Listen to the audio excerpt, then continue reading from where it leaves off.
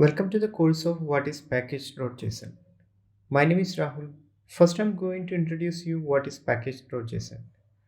Package.json is a plain JSON text file which contains all metadata information about the applications. This file is using with various Node.js, Angular, React applications. The package.json file is normally located at the root directory of each project. This file is used to give information to npm that allows to identify the project as well as handle the project dependencies. It can also contain metadata such as project description, version of the project, license information, even the configuration information of the project. This is a sample package.json from a live project. As I mentioned earlier, package.json is a simple JSON key value format. Here the keys can be called as directives or elements. Name and version are mandatory elements required in package.json. Remaining are the optional elements in the package.json. Descriptions, keywords are the information about the project we can give extra information rather than the name. And the main is the starting file when we are doing the npm start or node start node dot. It's checking for the main file and it's running that file.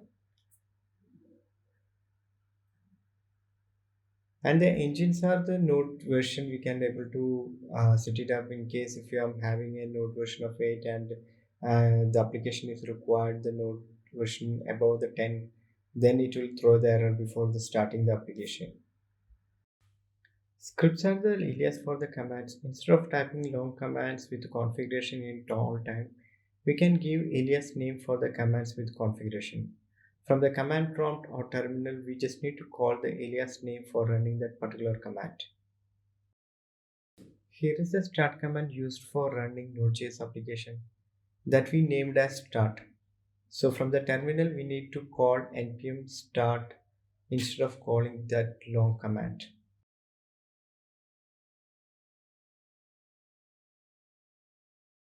Now here is the place where we are going to give the code repository beta information. I'm using GitHub, so the type is git, and I can give the git URL of the code repository.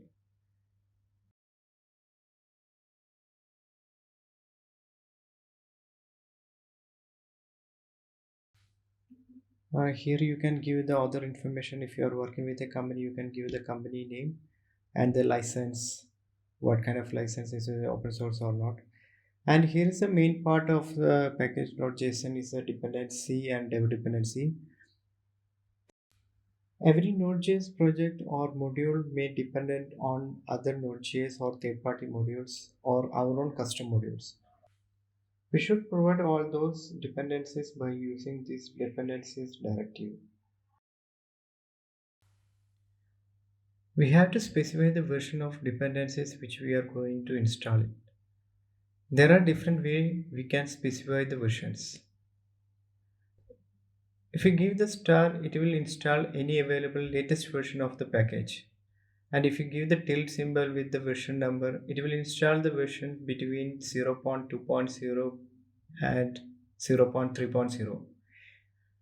And if you give the exponential symbol, it will install the version of 0.2.0 and below of one version. If not given any symbol, it will exclusively install the particular version. Now let's see some of the npm commands. The first one is installing a single package, whether to our dependencies or dev dependencies. If you give the -dev, it will install into our dev dependencies. The next one is npm start. It will pick the start alias from the package.json scripts directive and it will run. And next one is npm build. Same like start, it will pick the build alias from the package.json and it will run. Same like test. npm run is unlike other commands. If we want to run any commands from scripts directive other than start build test, we have to use option run. For example, if we have a lint alias, then we have to use npm run lint. Thank you guys watching this video. If you like this video, please like and subscribe my channel to get latest video updates. If you have any concern, please put your comments under this video. I'm happy to answer. Once again, thanks. Hope to see you again in my next video.